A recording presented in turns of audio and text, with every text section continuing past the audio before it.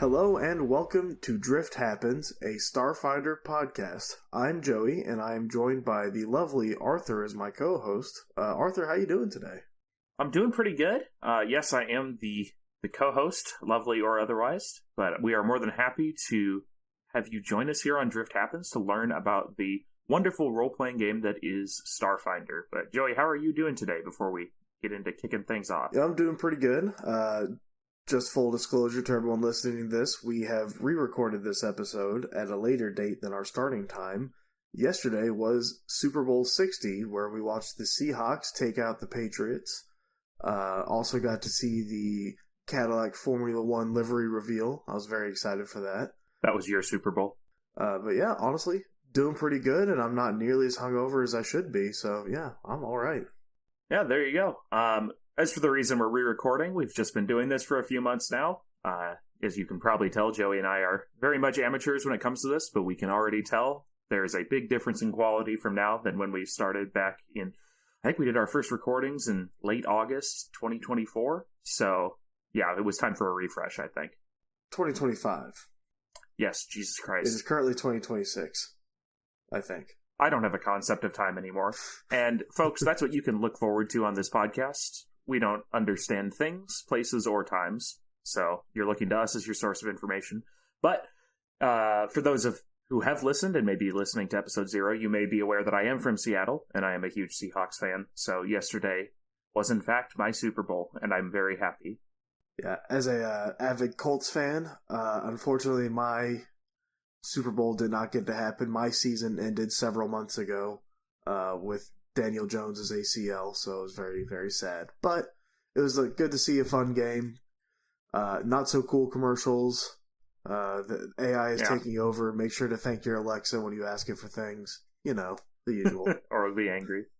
Yeah, AI is coming to devour us all, and make sure you're nice to your robots. But enough prattling. This podcast is about the role-playing game Starfinder, so let's get into what the heck that is. It is a role-playing game, much like Dungeons & Dragons, if you're familiar. It's a baby of Pathfinder. It's made by the company Paizo, who makes both of those games, and they are, in our opinion, a really good alternative to Dungeons & Dragons or other role-playing games out there. And the point of this podcast is to dive into the lore, mechanics, and other parts of Starfinder and kind of get some more exposure for it. We'd like to give game masters inspiration or nudges for running their own campaigns within the setting, and examine player options and ways to think of memorable characters and whatnot that are fun for people to engage with. But to kind of explain who the heck we are, been a dungeon master, game master since about 2011, and I've led and played campaigns in both the Dungeons & Dragons 4th and 5th edition systems and the Starfinder system. Yeah, and I've been playing these kind of tabletop role-playing games since about 2019-ish, so about the last 7 or so years. Playing Dungeons & Dragons and Starfinder 1st edition. Now I've been playing Starfinder 2nd edition as well, and I've been just enjoying them. Outside of that, I'm just a big sci-fi nerd. Star Wars is one of my favorite things of media. I love playing all the classic games like Battlefront, Knights of the Old Republic, all those really good story-driven ones, and also the old Star Wars novels like the Rogue Squadron series and the Darth Bane trilogy. Really into that, and then also love Mass Effect, the Grimdark 40K, and then all kinds of fantasy like the Dune series or the Dritzoord, That's Dungeons & Dragons. The Dungeons & Dragons novels, Dritzoord. I just wanted to make sure I wasn't tripping myself up. No, you're good. Yeah, I'm also a huge Warhammer 40k fan. Last weekend I played about 12 hours straight of Tyranids busting up on different things. Outside of that, I love Mass Effect as well. I think one of my favorite sci-fi movies is actually going to be Treasure Planet, kind of a niche sneaker there. But just for other storytelling I like, Lord of the Rings, I'm very basic, but I think Baldur's Gate 3 is probably my favorite game of all time. That's what we're looking for when we're telling stories and living stories, and we have both found that Starfinder is a really good setting for either telling stories like that or other genres that you like. Paizo's been putting out a lot of books with the launch of the 2nd edition.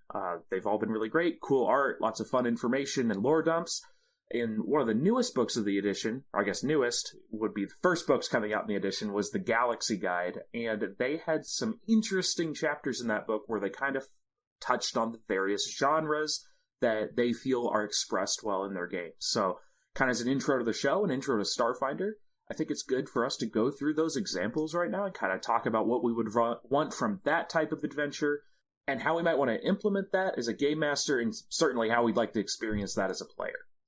The first genre they bring up are dystopian adventures. It's pretty straightforward. The hyper-capitalist megacorporation or, police state, prison planet.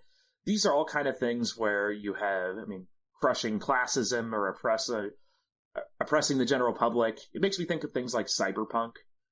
If I'm writing or designing an adventure like this, I really want the odds to be stacked against the party. Just make it a really futile existence with really faint glimmers of hope. The dystopian adventures, like you said, definitely the cyberpunk, the far futuristic, technocratic kind of the invasion of technology in every facet of life, and also just like the really, really downtrodden conditions that people are in. But you can also think of something like the Hunger Games and that kind of stuff, where it's like really getting into the classism of like you are from a particular city or region and that you have one job and that is what you do. But playing in a dystopian adventure, something that's fun to experience is you can be on the side of right as you're going through these, and you can like actually fight to right wrongs that you see. One of my favorite kind of groups that we'll get into in Starfinder in a later episode at some point is the Android Abolitionist Front, which is just seeking the freedom from androids being in slavery. But you can also be the bad guy, and you could be the corporate enforcer in a Cyberpunk 2077 kind of setting where, you're the bad guy, or you end up joining the Keanu Reeves and becoming the good guy, but, just going through that technological, deep, dark kind of sci-fi. And there are certainly a number of planets and other settings in Starfinder that would allow this to happen, so I think it's a perfect, good genre for this setting. The next one Paizo brings up are what they call high-tech adventures. Kind of examples would be, you've got like a strange, ancient, or alien tech that's found, which changes everything, or you could have the campaign existing in a very well-funded setting where maybe they have a rich benefactor that's supplying them with a lot of stuff. Basically, something like Star Trek, where they've got a lot of stuff at their disposal, and, that the story doesn't revolve so much about trying to acquire things, it's more about other aspects of the story. I really want to have an adventure like this shine by giving the party lots of opportunities to use cool high-tech stuff. Sometimes they might get to feel that power imbalance by being like, wow, we have some really cool gear compared to these other guys we're facing. But then I also want to reward player innovation and exploration in the setting to figure out, neat and intuitive ways to use their high-tech stuff. Yeah, it's always fun to play and like experiment with the high-tech things. We're in a role-playing game. It's kind of like your opportunity to be who you are not, or kind of do what you want to do but you can't do. So having like super cool high-tech stuff at your disposal gives you a chance to be like, okay, well, what if we just sent this into the middle of a star? Like, what happens? It'd be interesting to see, kind of give your game master a chance for them to really just get the wheels turning of like, okay, what would happen if that went to a star? It's like, oh, well, they're not going to expect this kind of deal. Just give them some opportunities to experiment and just use the fun, cool stuff that you get in this sci-fi environment. Yeah, and I think to a point, with really high-tech sci-fi, you're getting to a point where it's almost indistinguishable from the magic mechanics in other settings, where it's like this, they have an explanation for how it works, but it's doing some stuff we can't even comprehend in 21st century United States. So it's cool to weave it in that way versus, you have the high wizard who's doing some fancy spell. It's no, you got this, ship that has this crazy portal gun that it's using. Yeah, there's also, when it comes to high-tech stuff, you love the chance to accidentally use it incorrectly and then, like, accidentally blow the entire party up, or make a black hole somewhere where there shouldn't be because you're playing around with buttons that, your character may not have the know-with-all to... No, that's not it. That's not a word. Knowledge. Wherewithal? I was mixing knowledge and wherewithal. They will not have the knowledge to actually be able to operate that correctly, and you may just open a pocket black hole in the middle of your party's ship as you're cruising through the drift, and then everyone gets to reroll characters. It's very on brand for your character for that to happen. Yeah. But the next genre that Paizo wants to touch on is fantasy adventures. And those are going to be, they're still in a sci-fi setting, but there's a higher degree of blending in the kind of presence and prevalence of magical items versus sci-fi items. There's going to be more traditional fantasy creatures like dragons or, stuff from regular mythology that we have. And then there's also going to probably be a greater focus on like divine presences or maybe using ancient runes to interpret something. Kind of makes me think of Star Wars. It's still very much a high-tech, spacefaring setting that it's happening in, but it's going to blend in more of those traditional fantasy elements into it. And just in general, the way that you're going to want to do this in your campaign that you're running, you're going to want to make sure that you're putting in a lot of large aliens or other fantastical beasts for the party to encounter, and then making sure that loot has a lot of stuff that isn't just that high-tech stuff, but it's going to be mixing in a blessed item from a goddess or a very magical amulet. Things like that, where it makes the party realize that, no, we're not just in that Star Trek setting, there's other stuff at work here. And you can also spice it up with, being in a fantasy, but also sticking to that science fiction part of it. And you could have the dragons that your parties are facing, like, be mechanical or part tank or have a giant laser cannon.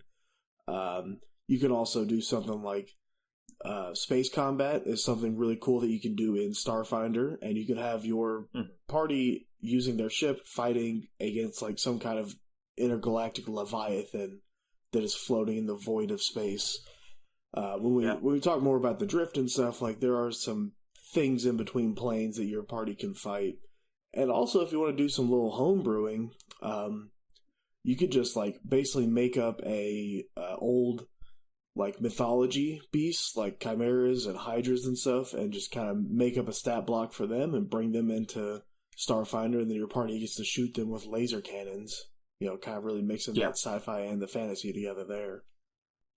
Well, that certainly makes things a lot of fun. We'll talk about it in a future episode, but dragons getting lasers and polycarbon wings is no longer a distant fantasy. It is real life here in Starfinder. The next kind of thing I want to touch on is what Paizo refers to as war-torn adventures. This is when you have like the campaign happening in a military campaign setting. And that doesn't mean the players have to be soldiers or whatnot. They could be. They could also be civilians suffering the conditions caused by two greater powers fighting, or they could be involved in some other way, kind of having their story happen on the periphery of this greater conflict. It makes me think a lot, of 40K. There's constant fighting going on there, but you have guys like rogue traders who are a little bit off to the side, and then you do have civilians who are in the midst of all that. 40K is an example. There's plenty of other sci-fi war movies that would be a good thing to draw on as well.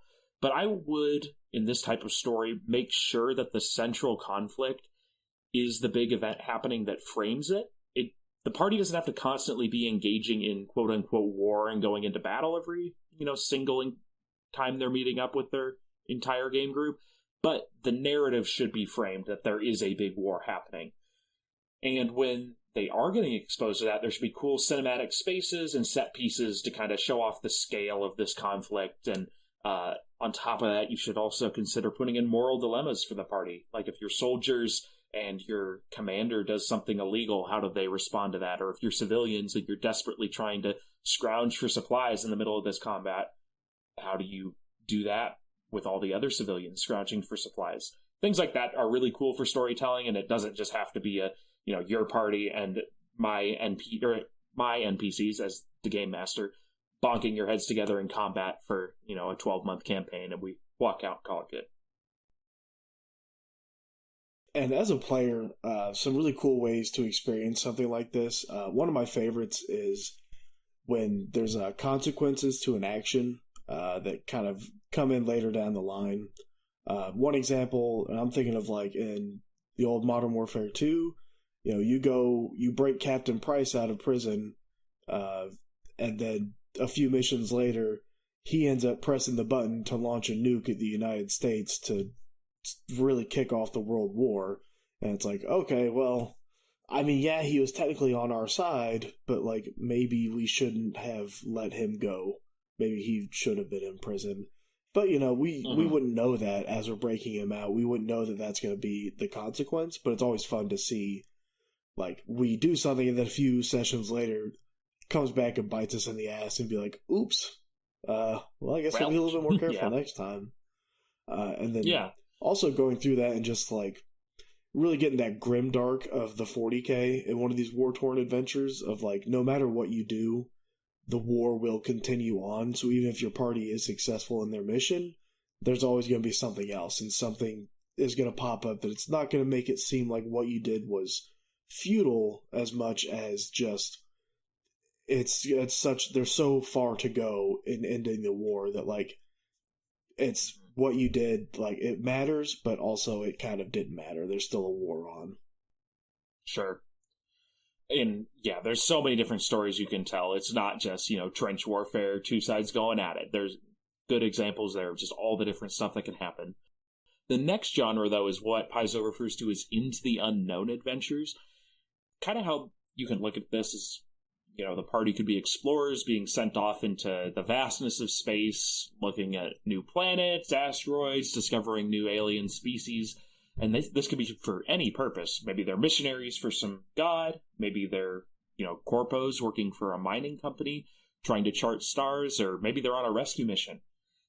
Regardless, this type of game could be more like No Man's Sky, where you're kind of just broadly looking around, or it could be a little more like Mass Effect, where there is this unknown thing going on and you're ranging around the galaxy trying to solve it.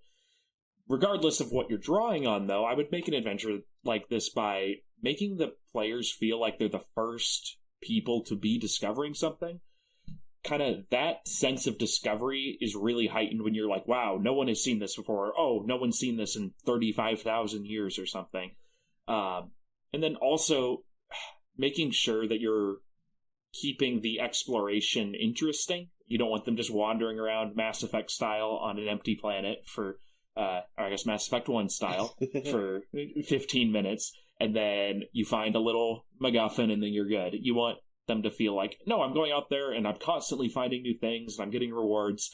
It's not just it doesn't have to be what it probably would be in real life, where we spend 8 months on a spaceship, nothing happening, we get out and let some robots scan some rocks. It should be a little more exciting than that.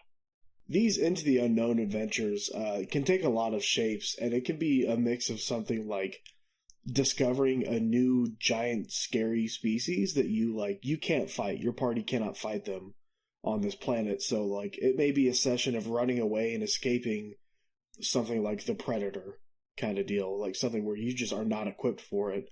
But also these kind of remind me a lot of like Star Trek The Next Generation, where you don't really know what the next mission is going to be.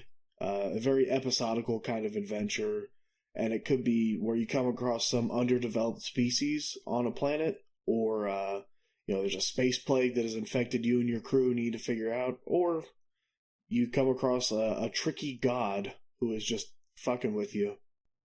Just to fuck with you. That's his one job, is he finds it entertaining and you guys are stuck there.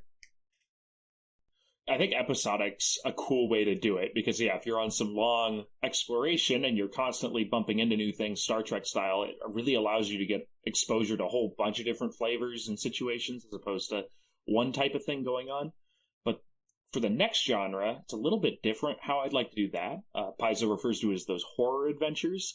This is something I know we've talked about in the past is great for like one-shots, for, that Halloween one-shot, or a cool, like a 3-shot or something, where something terrible has gone wrong, or you're encountering this horrific presence and your party has to deal with it. And that could be easily done in a sci-fi setting. You could do it aboard a starship, or you've got eldritch horrors from outer space coming in to screw with people, or you have ancient cults suddenly coming back to life. We already mentioned Predator. Predator and Alien are both very good examples of kind of horror going into that sci-fi setting.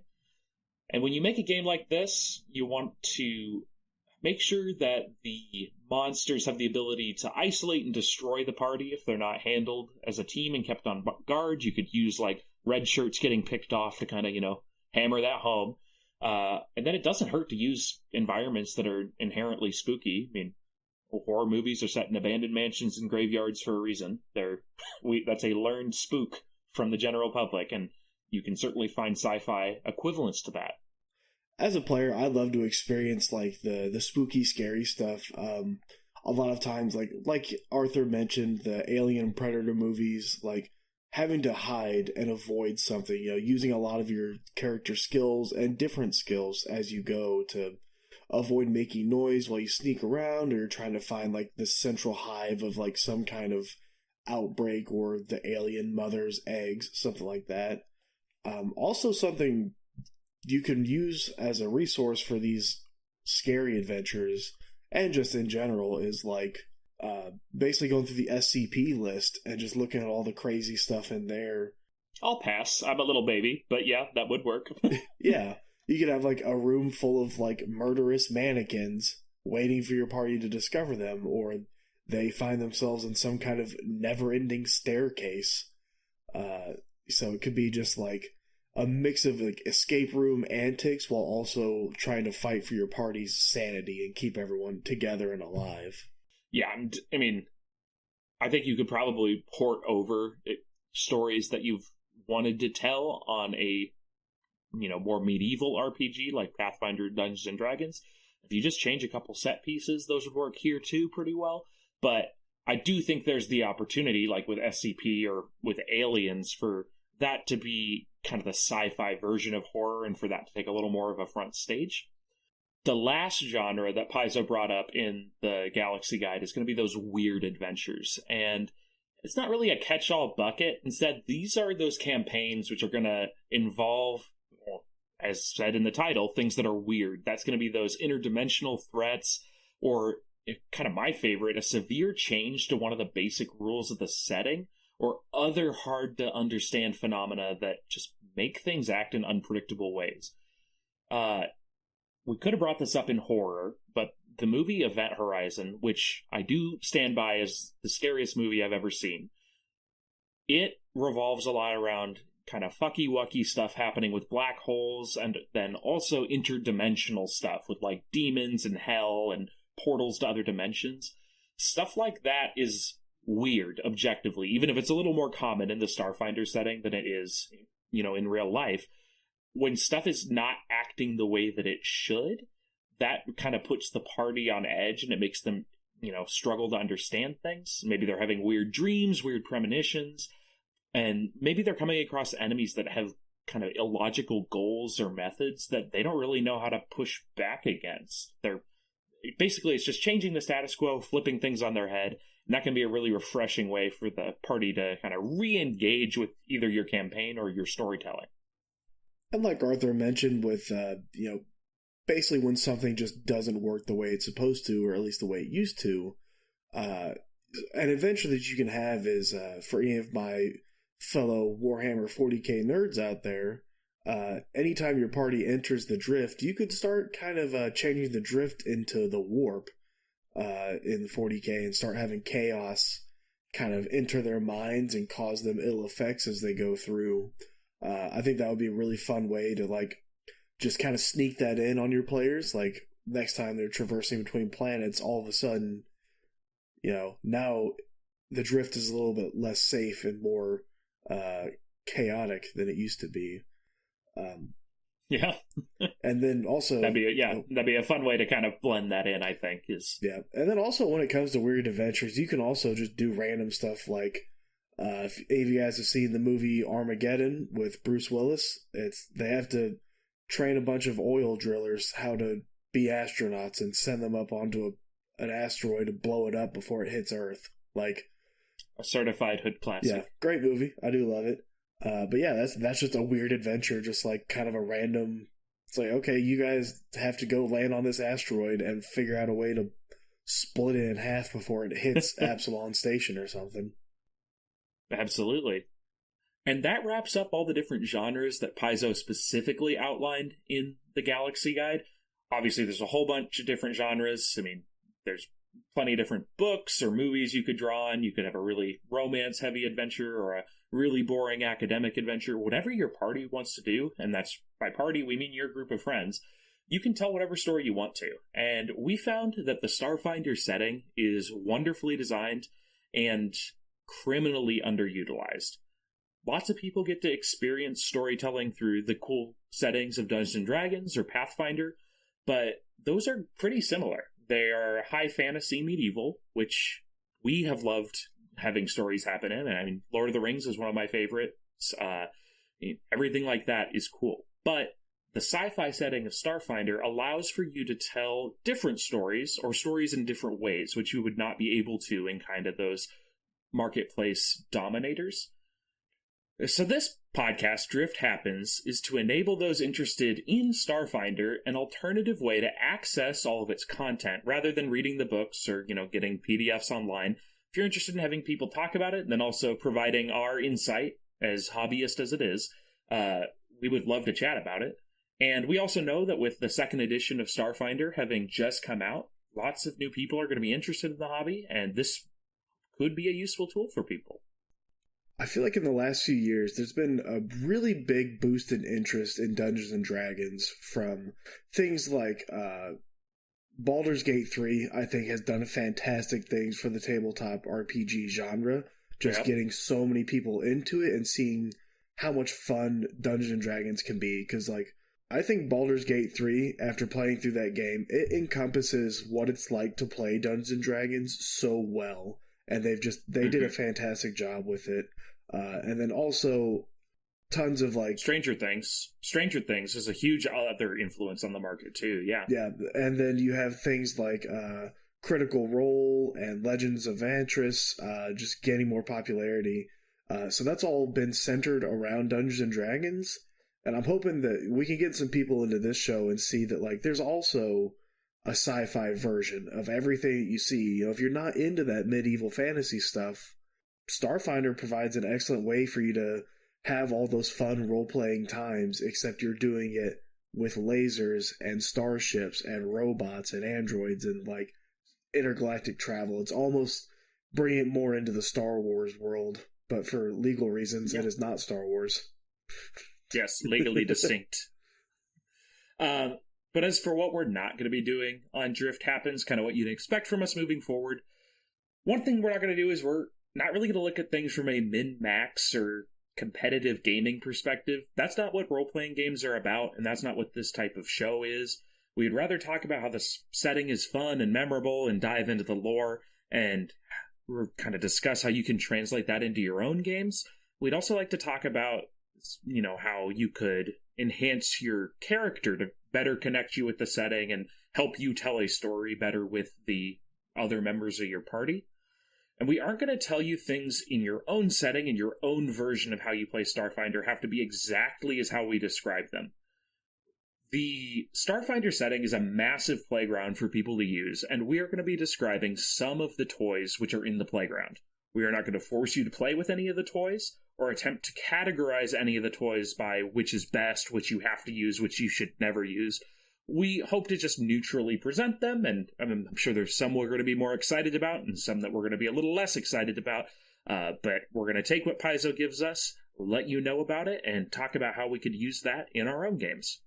Yeah, and after we finished up with the planets, those are what the first 20 or so episodes are that we discuss in the podcast.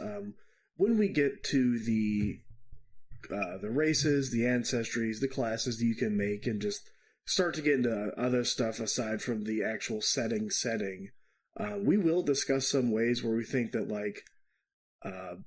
a race and a class could go well together from their bonuses, and kind of fun ways to build those up. But we, like you said, we never want to do it from a min-maxing, because that's just it's not as much fun.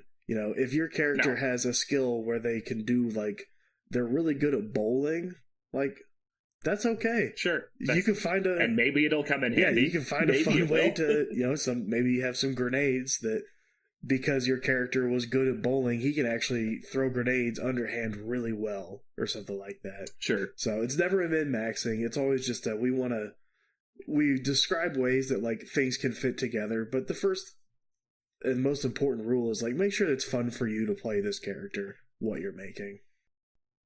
The second most important rule is to wash your hands. Oh, yes. You should probably also wash your hands. All right. Well, that kind of brings us to the end of what I wanted to talk about. As a reminder, we're hobbyists. We're very excited to talk to you about Starfinder, and we're super excited for you to keep listening to us. At this point, we do have, I believe it's 17 Planet episodes for everything in the Pact Worlds that are live, and we have a couple of episodes on how to actually play the game. And then, like Joey was saying, we're launching into some of those ancestries, other tech, other organizations, and those classes in the system to kind of flush out our understanding of the Starfinder universe and get even deeper into the weeds. And we would love for you to go on that journey with us. Yep. Thank you all so much for listening so far into our episode 0. You can find us over on Instagram at drifthappens_ASP. If you want to check out any of the pictures that we post or that we discuss in the episodes, and then any updates about the show, you can find us there. But we're starting our journey, and we're so happy to have you here with us, and can't wait for you to catch up with us in the latest episodes. Yeah, that's all for this week. Go Hawks, and happy Friday. Yep, and have a wonderful day, everybody.